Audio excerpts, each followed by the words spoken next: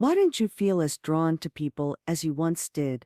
If that question stirred something in you, you're not alone. A growing number of individuals in their 60s, 70s, and 80s find themselves slowly pulling away from social settings they once loved. And it's not because they've grown cold. It's not bitterness. It's not apathy. More often, it's because something inside has shifted. And that shift is often a sign of gained wisdom, not lost spirit. In today's video, we're going to explore 6 deep-rooted reasons why you might now find yourself withdrawing from social circles, even though in earlier years you thrived in them. These aren't surface-level ideas. Each reason touches something genuine, something many older adults experience, even if it's rarely spoken aloud. Some insights might catch you by surprise, others might hit closer to home than you expect. But one thing is certain, by the end of this video, you'll likely understand yourself a little better, and you'll be able to grant yourself more kindness for the choices you've made about who you spend your time with. Stay tuned until the very end, because you'll discover something important. Pulling away from others isn't a sign of weakness. In fact, it might just be one of the most healing, powerful steps you've taken for yourself. Let's get started. Reason number 1. Carrying the echoes of past hurts. With the passage of time, we accumulate far more than laughter and shared memories. We gather wounds. Some of those hurts are barely noticeable, like minor disagreements that pass without a scar. But others leave marks so deep, they subtly influence every connection that follows. Moments when trust was betrayed, times when we opened our hearts, only to be met with disregard, instances where we counted on someone, only to be left standing alone. And as we get older, these past echoes seem to grow louder. They aren't regrets, they're lessons. We stop volunteering our vulnerability quite so easily, not because we're angry, but because we've learned not everyone deserves that closeness. Consider the story of Ruthie, an 80-year-old woman who for decades threw open the doors of her home every Friday night for potlucks and gatherings. Laughter, conversation, and music once filled every corner. But little by little, that crowd changed. One friend drifted away without explanation. Another, whom she trusted deeply, broke her confidence during a difficult season. Some simply vanished when her husband passed, leaving her grief to echo in empty rooms. There wasn't one moment where it all shattered. It was a gradual erosion, small, persistent, almost invisible, until one day, she realized how much quieter her life had become. Today, Ruthie cherishes a slower life, rich in solitude and peace, not because she dislikes others, but because she's learned that calm and self-preservation are worth far more than hosting a lively room for the sake of appearances. In the later chapters of life, an invisible armor forms. It isn't bitterness, it isn't coldness, it's carefulness, earned through every heartbreak, every disappointment,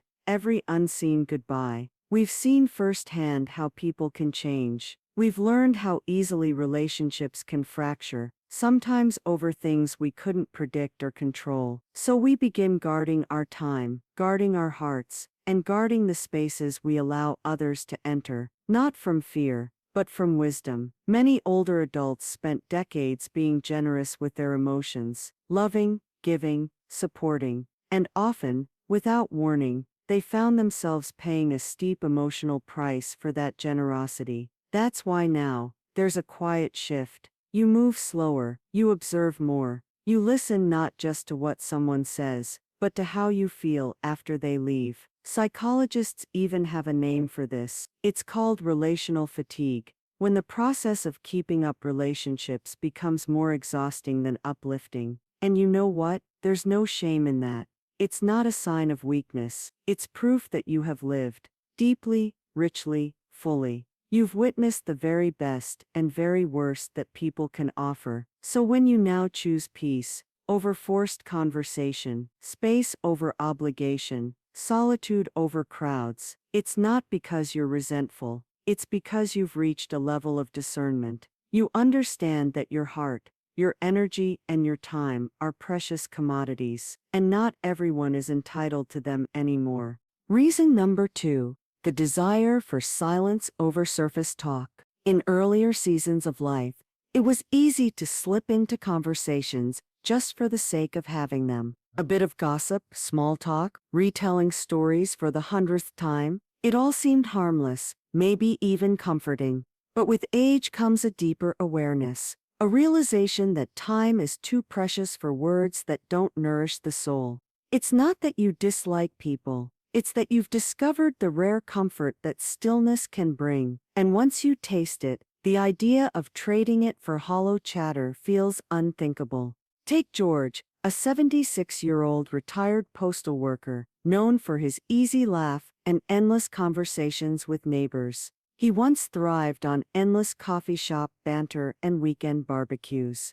Today, George carefully chooses when, and with whom, he spends his time. When asked about it, he simply shrugs and says, "I'm not interested in filling silence anymore. If there's nothing real to say, I'm just as happy listening to the birds." It's not loneliness he's found, it's clarity. As we age, emotional energy becomes a resource we guard carefully. The urge to impress fades. The need to perform for approval diminishes. What remains is a deep craving for sincerity. We seek conversations that matter, ones that feed us instead of depleting us. If those aren't available, a quiet afternoon, with a cup of tea, and the steady hum of a ceiling fan is far more fulfilling than another night of strained pleasantries. Choosing stillness over surface isn't withdrawal, it's a deliberate, beautiful choice. A decision to spend your remaining time, your most priceless commodity, with intention. So if you found yourself dodging loud reunions, steering away from gossip, or finding more pleasure in a quiet room than a crowded one, you're not becoming antisocial, you're becoming selective, you're choosing depth over noise. And there is great wisdom in that. If you're still with me, and this reflection resonates, leave a number 2 in the comments below. I'd love to know you're here with us, and if you haven't subscribed yet, consider joining our community. Turn on the bell so you never miss another honest conversation like this one. Now let's move deeper. Reason number 3. Feeling out of step with a changing world. There's a certain moment when the world around you feels unfamiliar, faster, louder, more impatient. The slang is strange. The priorities seem upside down. The speed of life blurs everything together, and even in the midst of company, you feel apart. Not because you're outdated or irrelevant, but because fewer people seem willing to pause long enough to understand you. Take Lucille, a 79-year-old who spent decades as a nurse, a mother, and a volunteer at her church. In her younger family gatherings, Lucille's stories about perseverance, sacrifice, and small victories brought laughter and respect. But lately, she notices distracted glances, polite nods followed quickly by someone checking their phone. No ill intent, no cruelty, just disconnection. And over time, that distance feels like a chasm, a canyon that grows wider with each missed moment of true understanding. This is why many older adults naturally pull back, not because they don't care, but because being surrounded by people who don't really see you is lonelier than being alone. This experience has a name: emotional invalidation, when someone's lived experience is quietly dismissed, even without malice. It wears down even the strongest hearts. It teaches you that sometimes, silence is easier, self-company feels safer. But here's the important truth: your voice still matters. Your memories, your lessons, your laughter, they still shine brightly. Just because some choose not to listen doesn't mean your light has dimmed. Sometimes, the path forward isn't pushing harder for connection. It's seeking spaces, even quiet ones, where you don't have to justify your existence or explain your worth. In those spaces, you find your truest belonging. Reason number 4, the quiet fear of becoming a burden. A tender fear begins to settle in with age. A fear that weighs heavier than physical frailty or financial worry. It's the fear of becoming an inconvenience to those you love. You don't want to take up space. You don't want to ask for too much. You don't want anyone rearranging their life around your needs. And so often, without even realizing it, you begin stepping back, not out of pride, not out of stubbornness, but out of love. Think of Martin, an 84-year-old widower, who used to attend every one of his grandchildren's soccer games, birthday parties, and family outings. But when a slow illness began making those events more exhausting, he quietly started saying no more often. When asked, he said simply, "I don't want them worrying about me, they've got their own lives to live." Even though his family never made him feel like a burden, the fear lingered, louder than their reassurances. This quiet pulling back is not weakness, it's dignity. It's the deep-seated wish to be loved willingly, not out of obligation. And even though those who truly care for you would happily make space for you, the internal worry can still be hard to silence. Over time, this fear builds invisible walls. You stay home when you want to reach out. You withhold needs when you want to ask for help. You say "I'm fine" when you're anything but. If you're navigating this fear, know this: your presence is never a burden to those who truly love you. They may not always express it perfectly, but your being here is a gift, not a chore. Still, the instinct to protect others from your needs is deeply human, and it deserves compassion. If this resonates with you, leave a number 4 in the comments. I'd love to know you're here. Let's move forward together. Reason number 5: the natural drift of old bonds. Some relationships don't end in dramatic arguments or bitter goodbyes. They simply fade. Life tugs us onto different paths. Priorities change. New rhythms settle in, and suddenly, people who were once daily companions become occasional acquaintances, or even strangers. Take Elizabeth, a 73-year-old, who once shared weekly lunches with her college roommate Kathy. They laughed, they reminisced, they shared dreams over coffee and cake, but over time, their lunch dates turned into yearly birthday texts. And then, silence. No falling out, no blame, just life, moving quietly between them. Elizabeth says, "We loved each other, but sometimes life loves you in different directions." It's a grief that's hard to name, part sadness, part acceptance. Friendships built around particular seasons, raising children, building careers, navigating early marriages, often dissolve as those seasons shift, and that's not a failure. It's a natural evolution. Sometimes, the healthiest thing we can do is release old ties with grace, instead of clinging desperately to what no longer fits. When you honor the drifting of old connections, you create space for new growth, new stillness, new understanding, and above all, space for yourself. Reason number 6: discovering the beauty of your own company.